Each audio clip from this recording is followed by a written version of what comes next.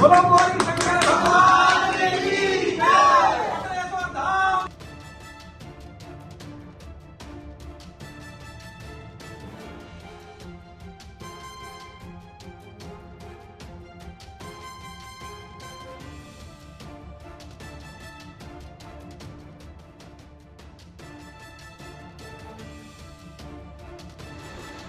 मध्य प्रदेश के सागर जिले में एक संपन्न गांव है जिसे ढाना कहा जाता है।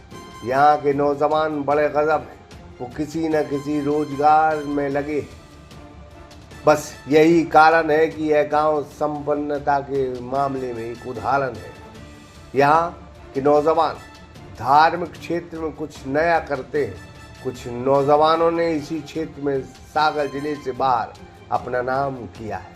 उनमें एक नाम है राजीव हजारी। ढाना के पटनेश्वर धाम में भगवान बम बम भोलेनाथ के चरणों की कृपा पाकर कई नौजवान अपना कैरियर बना चुके हैं। उनमें एक राजीव हजारी।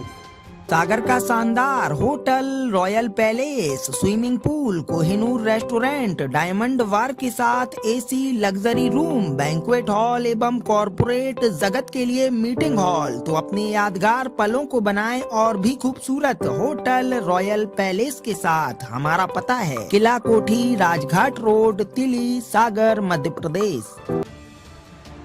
ढाना की धरती पर कई नौजवान हैं जो भक्ति रस के माध्यम से इस इलाके में चर्चित हुए हैं, साथ ही कई अन्य इलाकों में भी चर्चित हुए हैं। राजीव हजारी वो नाम है जो धार्मिक संतों के बीच में रहकर और उन्हें बार बार याग्रह करके अपने पटनेश्वर धाम बुलाने का जो जतन करते हैं, इस वजह से वो ढाने में बेहद चर्चाओं में रहे। चाहे रावतपुर सरकार हो, चाहे दादा गुरु हो, चाहे बागेश्वर महाराज हो, शंकराचार्य जी हो, कोई भी संत हो या नौजवान उसकी शरण में जाता है और सभी से पटनेश्वर धाम आने का उन्हें न्योता देता है। पटनेश्वर धाम का हम इस वजह से जिक्र कर रहे हैं कि दुनिया में, देश में मात्र शंकर भगवान का वो धाम होगा जहाँ नौजवानों को आशीर्वाद है कि इस जगह से बम बम भोले की चरणों में जो आशीर्वाद आपको मिलेगा तो आप रोजगार से लगोगे, नौकरी पाओ और तरक्की करोगे। बस यहीं से मानो राजीव हजारी को यही आशीर्वाद मिला। पटनेश्वर धाम का हम इस वजह से भी जिक्र कर रहे हैं, यहाँ मंदिर और मेले का आयोजन ढाने के कई नौजवान दिन रात मेहनत करते हैं। उनमें राजीव हजारी उनका परिवार भी सेवा देता है। ढाना के कई नौजवान भी अद्भुत सेवा देते हैं। इस बार का मेला बड़ा अद्भुत था, जहाँ मशहूर भजन गायिकाएं जो आला पढ़ती हैं, उन्होंने ढाना का आला पढ़ा। कुछ तस्वीरें यह भी देखी। नचबे को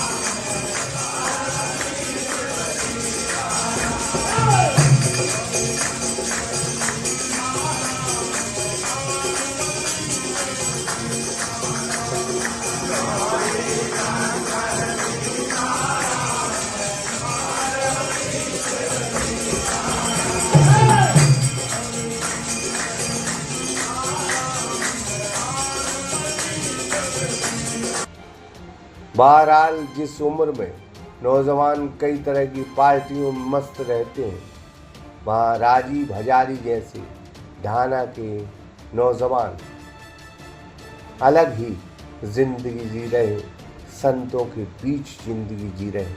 बस यही अजब और यही सबसे अजब। ऐसे नौजवानों को हम शुभकामनाएं देते हैं। साथ ही हम ढाना के तमाम उस बासिंदे, उस नौजवान को शुक्रिया अदा करते हैं जो अपने पटनेश्वर धाम से मोहब्बत करता है। क्या देखा भाई साहब, यानी 23 से 29 तक का पटनेश्वर धाम का मेला का एक सफल आयोजन हो गया। जी क्या कहना चाहेंगे? देखिए, यह जो पटनेश्वर महोत्सव बसंत महोत्सव के रूप में इसको हम लोग मनाते हैं। यह बसंत पंचमी से लेके 7 दिवसीय यह मेला होता है। इसका कल समापन दिवस था।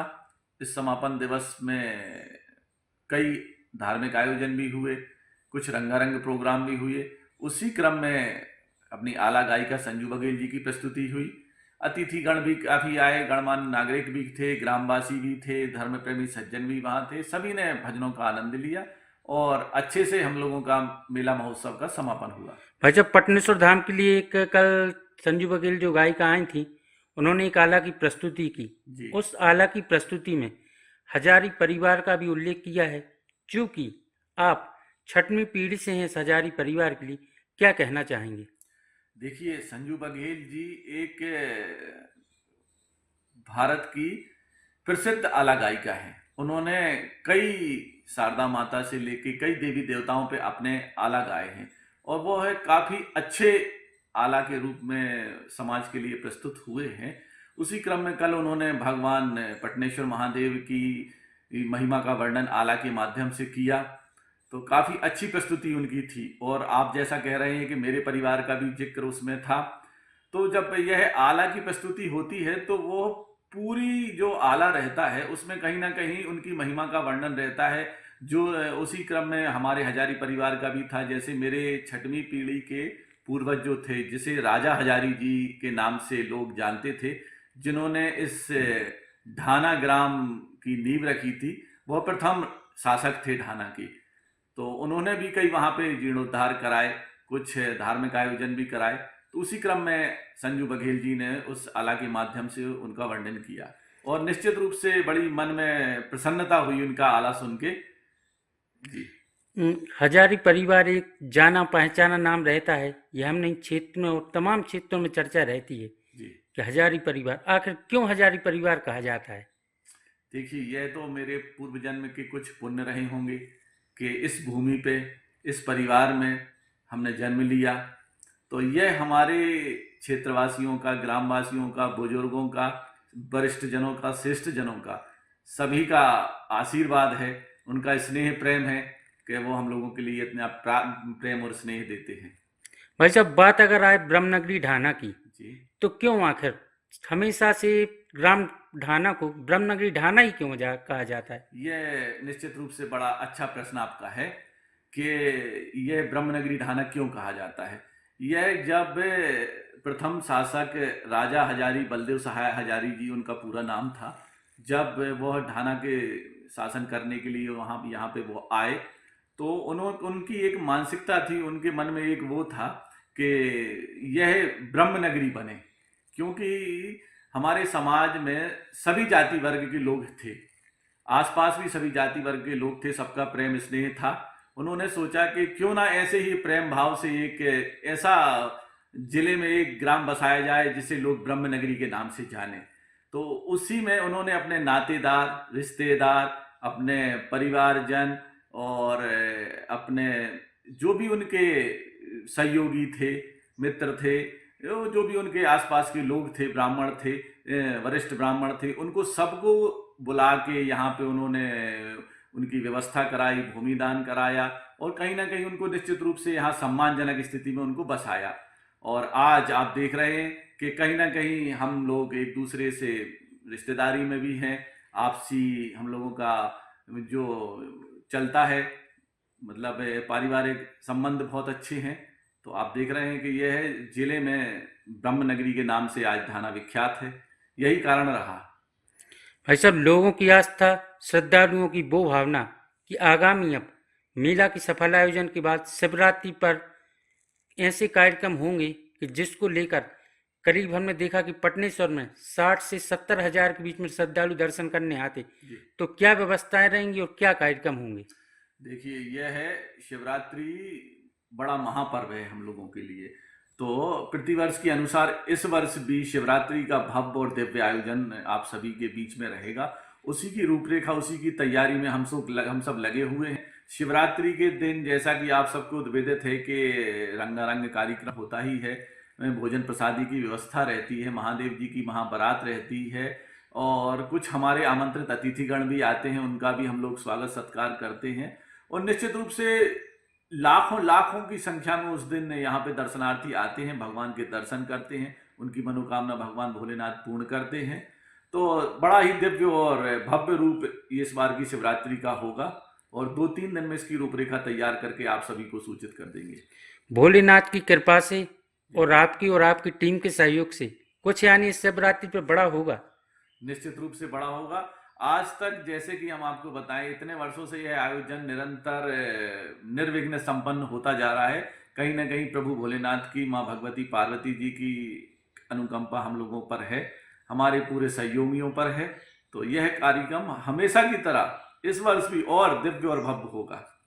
धन्यवाद भाई साहब। उसे बस एक ही लालसा रहती है कि कोई भी संत हो, कोई भी बड़ा नेता हो, कोई भी बड़ा व्यक्ति हो, वो उसके घर ना आए बल्कि उसके पटनेश्वर धाम जाए। यही मनोकामना ढाना को उन्नत और संपन्न बनाती है।